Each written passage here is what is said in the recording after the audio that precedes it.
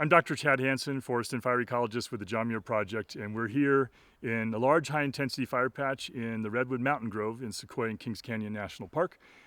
This is an area that burned 4.5 years ago in the KMP complex fire. And you'll see around us there are tens of thousands of giant sequoia seedlings and saplings that naturally regenerated in this large high-intensity fire patch, in this crown fire area, which the government has been telling the public is not possible. And in reality, this is the only place they're really effectively regenerating this vigorously and densely. There are two bills in Congress that would be a massive threat to the giant sequoia groves and to this regeneration. One of them is called, ironically and deceptively, the Save Our Sequoias Act. And what this bill would do is it would override environmental laws to allow logging companies to come into these groves, even in wilderness areas, and do industrial logging. Log the trees, live trees, dead trees. There's no diameter limit. It could be trees of any size, any age. There's not even a restriction on species, so they could log giant sequoias.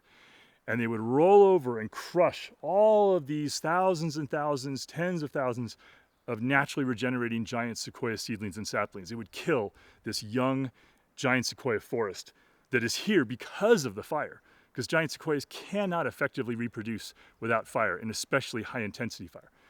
They would come in here with logging machinery, and they would cut down the trees and haul them away, and they would crush and kill the sequoia regeneration. The Save Our Sequoias Act would create, for the first time in American history, a logging program in national parks and make it official. Now, the Park Service is actually doing some logging right now. We think it's illegal, but they would make it legal.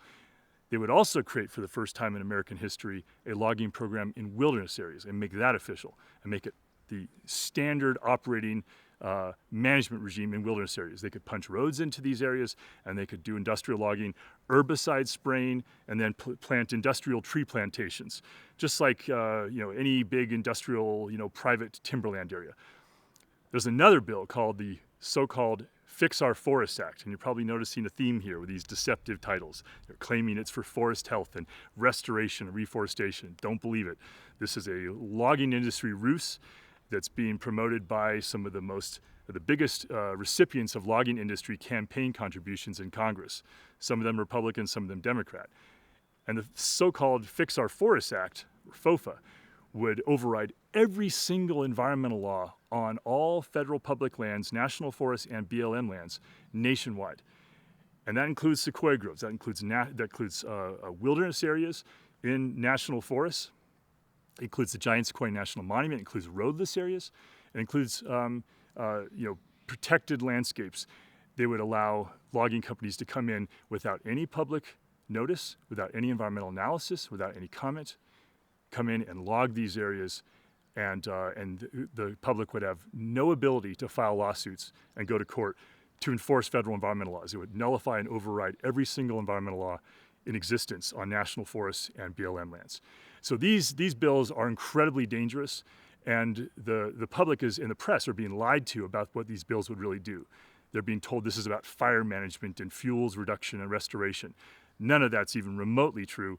This is about greed. This is about deception. It's about trying to get into these last few protected forests, these last best places, and basically turn them over to the logging companies. All right, so we're still here in the Redwood Mountain Grove in Sequoia and Kings Canyon National Park in a wilderness area. And this is the same fire area that we were in before, except this is an area that burned at low and moderate intensity. And so the fire crept along the forest floor, killed some smaller trees, didn't kill most of the larger trees. So this is natural mix of fire intensities. There's always low, moderate, and high. It's always been that way. And this is the lower end of the fire intensity spectrum. Okay, here's what would happen if the Save Our Sequoias Act, so-called, and the so-called Fix Our Forest Act were passed by Congress. If the Senate passes these bills, and because the House has already passed them, if the Senate passes them and President Trump signs them into law, logging companies would be able to come in here with no public notice, no public comment, no environmental analysis, and log these areas. They could punch roads in here, they could log the mature trees, they could log the old growth trees, they could clear cut this forest. They could log this giant sequoia right behind me here. They could log the giant sequoias up the slope there. They could basically do anything because there's no environmental analysis, no public notice, no public comment, no limits on what they can cut, how much they can cut. Anything goes. It's a total free-for-all. So like these bills are complete logging industry Trojan horses, masquerading as conservation measures. They are incredibly destructive. They're some of the most radical anti-environmental legislation ever proposed. And they're being considered right now by the US Senate. And Trump would sign these laws eagerly and make them law and make them official if the Senate passed them. So we are in a very, very dangerous place right now. And these wonderful wild forests that have been protected for generations are in a very, very dangerous place right now because of the current political climate.